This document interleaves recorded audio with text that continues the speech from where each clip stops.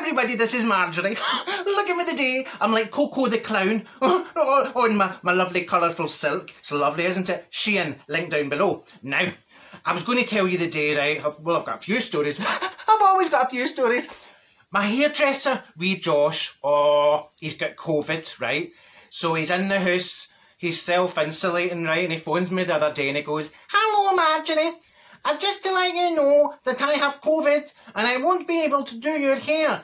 But Kylie Marie Antoinette is going to take my shifts and is going to do your hair for you."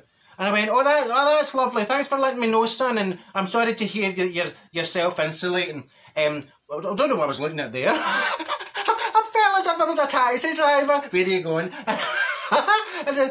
Anyway, back to my story. So, well, he'd been away getting one of the PLC tests, you know, because, well, there's the drive-through and you get your test, right? And I says, oh, the drive-through, that'll be lovely. Maybe you can pick up a wee Happy Meal when you're out and about, you know.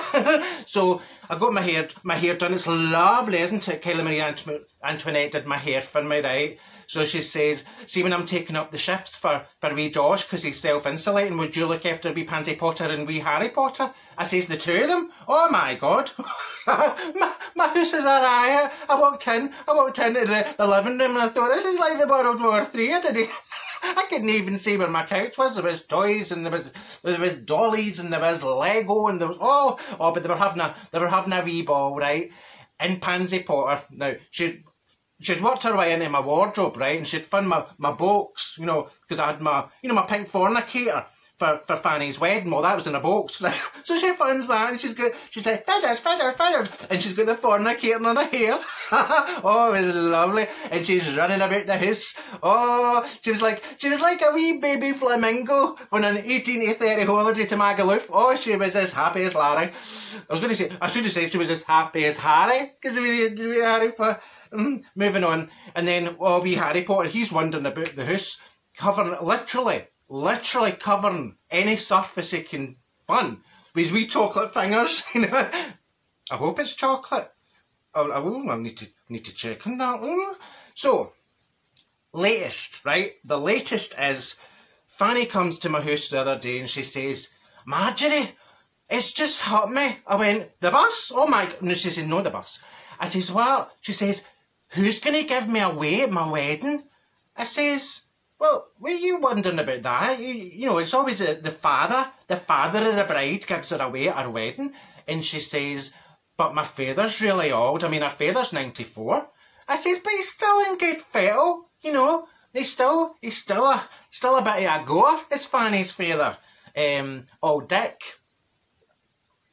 So I says, right, so what are your options? So we ran through our options and I thought, well, right, you've got 4 options. So we've got plan A. Now, plan A, it'll be our father, old Dickie. Now, like I said, he's 94. Now, he's gone a wee bit deaf. So the downside to that is when he's making the speech at the reception of everybody on the bridal table. No, the bridal table, the wedding part of the bridal the wedding party, you know, up the top table, well, they'll all need to wear like earmuffs or you know, the big industrial earplugs, you know. I'll need to get wee earplugs because I didn't want to spoil my hair and my fornicator. So that's that. So he's a wee bit deaf, and I thought he might not hear the instructions. He might not ken what he's doing, and he's got an awful tendency, old Dickie, right? See, when he's had a few, you know, and folk. Okay, he's a nice wee soul and folk give him whiskey, but see if he has too much, he runs about holding his kill up and going woogie woogie woogie. I mean, oh my God, the last time I saw him doing it, it reminded me of that ugly veg. You know, the ugly veg you can buy in the supermarket. I says, oh, that's lovely. It reminded me though that I needed parsnips. So, you know, all's well that ends well. I says, right, Fanny, what's plan B? She says, right, well, plan B is my Uncle Herman. Now, he's 92. I says, oh, we're getting better. We're going from 94 to 92. She says, aye, he's 92. The problem is he's got a wee bit of a bladder problem. I says, oh, don't tell me about bladder problems. I mean, I'll need to make sure there's plenty of portaloos. Because, I mean, the average age, you guessed, at this wedding's going to be about 80. So, I says, what? And so Uncle Herman, right, plan B, Uncle Herman, 92 with a bladder problem. So that could actually turn out a wee bit like a cross between Total Wipeout and the Poseidon Adventures. That could be quite interesting. I says, what's plan C, Fanny? What's your third plan? What's plan C? And she says, you know Johnny that works at the NISA, I quite like him. He's a nice guy, but he works shifts, so it just depends what his shifts are. We'll need to wait till nearer the time.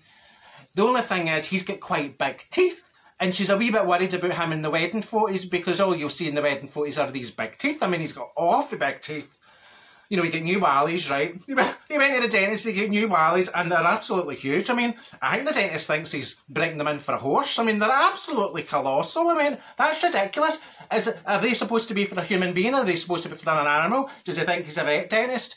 Anyway, I says, and the fourth option, which is she's no keen on and I'm no keen on, Fat Boy, 2 doors down. I says, you know, if you were stuck, he could walk you up the aisle. Only problem with that is you'd have to walk behind him, because I mean, I don't know what size aisle we would need for the two of them to walk up side by side. He would have to go first and she would need to follow on, and I'm the matriona. I would be behind her. I says, no, ideally